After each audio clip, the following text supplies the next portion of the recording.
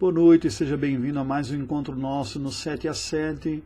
Hoje concluindo as petições apresentadas pelo nosso Senhor na oração dominical, a oração do Senhor, ou oração do Pai Nosso. O breve catecismo de Westminster nos apresenta esta temática através da pergunta número 106, que diz: pelo que oramos na sexta petição? A resposta: na sexta petição, que é: e não nos deixes cair em tentação, mas livra-nos do mal, pedimos que Deus nos guarde de sermos tentados a pecar, ou nos preserve livre quando formos tentados. Aqui há um profundo reconhecimento da nossa própria vulnerabilidade, imperfeição, ao mesmo tempo da grande potência divina e soberania sobre o maligno. Há um problema na nossa tradução na língua portuguesa, porque nos sugere um mal impessoal aqui, como a maldade. Entretanto, a língua grega em que foi escrito o Novo Testamento usa a designação neutra aqui, não para falar de uma impessoalidade, mas pelo contrário, da pessoalidade. Esse texto poderia ser traduzido simplesmente como livra-nos do maligno, do opositor, do grande tentador, daquele que está constantemente rondando os santos para levá-los à tentação e levá-los ao pecado, para seduzi-los. Nós não podemos perder de vista que vivemos em uma realidade espiritual profunda, que há forças operantes contra o nosso caminho espiritual.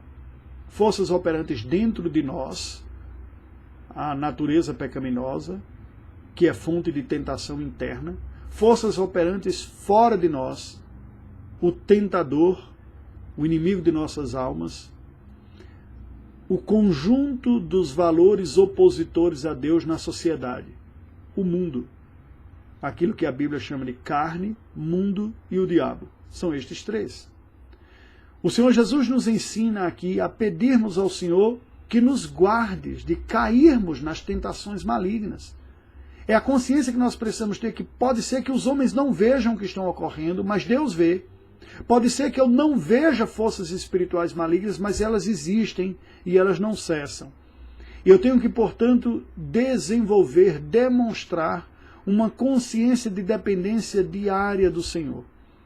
Que Deus nos livre de cairmos nas tentações do maligno que vem sobre nós. Não porque sejam forças externas que montam arapucas para nos pegar, mas porque essas forças encontram ainda eco em nosso coração, em pecado que há dentro de nós, na sociedade e em nosso próprio coração. Que Deus nos preserve, nos livre de cairmos nestas tentações. E se cairmos, que Deus nos guarde em arrependimento. Que se cairmos nas tentações, que não cedamos. Nós não temos como evitarmos completamente as tentações. Devemos pedir, como o Senhor Jesus nos ensinou, que Deus nos livre de enfrentá-las. Mas se a enfrentarmos, devemos pedir que Ele nos livre de cair nelas. O Senhor Jesus alertou sobre esse estado de tensão espiritual que vivemos constantemente, e os seus discípulos, conforme registra Mateus capítulo 26, versículo 41. Vigiai e orai, para que não entreis em tentação. O espírito, na verdade, está pronto, mas a carne é fraca. Com isso, o Senhor Jesus claramente está demonstrando que a condição espiritual da sua igreja já foi resolvida. Pelo perdão de pecados, pela regeneração, pela fé em Cristo, fomos perdoados, estamos salvos. No entanto, a renovação espiritual não está completada. Ainda há forças malignas em nós, chamadas na Escritura de inclinações da carne. Ele diz, essa não está pronta. Por isso que nós devemos vigiar o tempo todo, se não estamos sendo seduzidos por pecados, por tentações, e orarmos, demonstrando a nossa dependência do Senhor.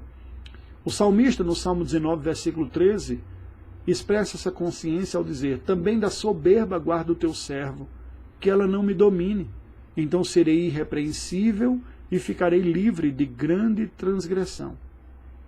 O que nós precisamos entender é que, conquanto tenhamos um inimigo forte, que é o diabo, o tentador, inimigo de nossas almas, nós temos um Deus protetor que limita a atuação desse inimigo e do mal sobre nós, que é muito mais forte, é infinitamente. Não é uma competição de iguais, é uma oposição de forças entre um que é soberano e um outro que é rebelde, criatura rebelada. Muito mais poderoso do que nós, mas infinitamente mais fraco do que o Deus Todo-Poderoso. Paulo nos explica esta realidade de que até mesmo as nossas tentações estão sob o controle de Deus e nunca seremos submetidos a uma situação fora do nosso controle. Se caímos em tentação, preste atenção.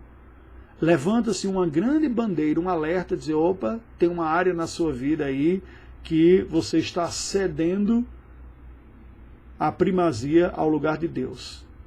E deve ser visto e tratado espiritualmente e pastoralmente. Em 1 Coríntios 10, 13, nós lemos, não vos sobreveio tentação que não fosse humana, mas Deus é fiel e não permitirá que sejais tentados além das vossas forças. Pelo contrário, juntamente com a tentação vos proverá livramento, de sorte que a possais suportar. E aí você pode dizer, pastor, e por que é comum nós cairmos em pecados recorrentemente? O que isso demonstra não é que a tentação foi mais forte do que você. O que isso demonstra é que nessa área o seu coração está amando mais o prazer prometido pelos pecados do que pelo Senhor. É preciso confessar a idolatria. É preciso haver disposição para abandonar e se voltar para o Senhor em primeiro lugar. Há outro Senhor concorrendo sobre o domínio do nosso coração quando recorrentemente caímos numa mesma tentação. No Salmo 51, versículos 10 e 12, nós vemos a oração que diz, cria em mim, ó Deus, um coração puro e renova dentro em mim um espírito inabalável. Restitui-me a alegria da tua salvação e sustenta-me com um espírito voluntário. Oremos. Deus bendito, dá-nos a graça do teu Espírito para termos o nosso coração sondados por ti. Ajuda-nos a reconhecermos quais são as áreas de tentação recorrente, para que abandonemos e fujamos de ídolos sobre a nossa vida, que recorramos ao Senhor. Pedimos a graça do teu Espírito de nos levar ao sincero arrependimento, de nos dar sabedoria e discernimento das nossas tentações, de sermos libertos delas. Mas, Senhor Deus, de ao sermos confrontados com elas, que não cedamos. Isso só será possível quando a prioridade do Senhor estiver governando o nosso coração. Ajuda-nos a amar a Ti acima de tudo. Em nome do Teu Filho oramos. Amém. Deus nos abençoe. Aguardo você amanhã.